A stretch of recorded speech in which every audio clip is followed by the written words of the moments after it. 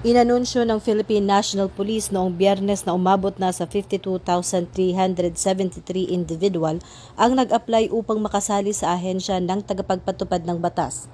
Ang mga aplikante ay naglalaban para sa 2,000 regular quota positions at 6,589 na attrition quota positions.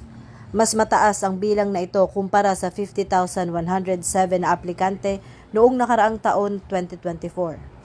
Ayon kay Acting Chief PNP Police Lieutenant General Jose Melencio Nartatis Jr., tinitiyak ng ahensya ang isang nameless and faceless system sa pagre-recruit upang masigurong nararapat ang mga mapipiling aplikante.